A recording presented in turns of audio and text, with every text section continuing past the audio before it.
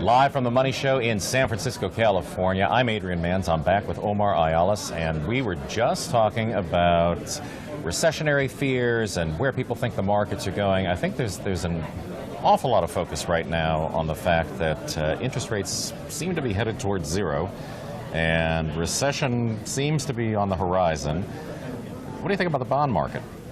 Well, it's had a great run, especially U.S.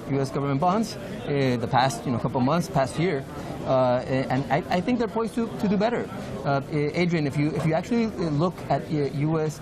yields, bond yields in the U.S. and their comparison to other sovereign bond yields, you can see that most government bond yields are in negative or very, very, very low single digits.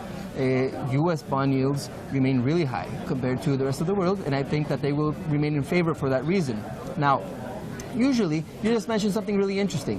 Usually you see bonds rise, safe haven assets, you see risk assets fall. I think that actually, currently, we're in a Goldilocks type of scenario, because the reason why bonds are rising are not, or the interest rates are falling, have more to do with a global economic sluggishness than what's actually happening inside of the U.S. So I think that situation is creating a Goldilocks scenario for U.S. equities, for gold, for bonds, and I think we're going to see all of these U.S. dollar-denominated assets go higher. Okay, so what risk do you see out there in terms of bond yields? Let's say trade, China, right? Definitely. I think definitely the global economic sluggishness is the number one uncertainty, and what is actually could put downside pressure on everything. Right. Ultimately, the U.S. is not independent in itself from the rest of the world, and whatever is happening elsewhere will eventually drag it down. Okay. So, let's say, macro perspective, recession happens and no trade deal. Still bonds? Recession happens, no trade deal, definitely. I think still bonds. Definitely. Recession doesn't happen, good trade deal? Well, I think maybe bonds wouldn't perform the way that they would if there's without that uncertainty element.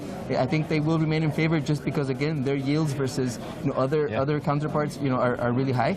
And under that scenario, definitely U.S. equities should be in favor. Okay, so a good scenario in your opinion, no matter what direction we go in the short term here, then, right? Short term for U.S. denominated assets. Okay.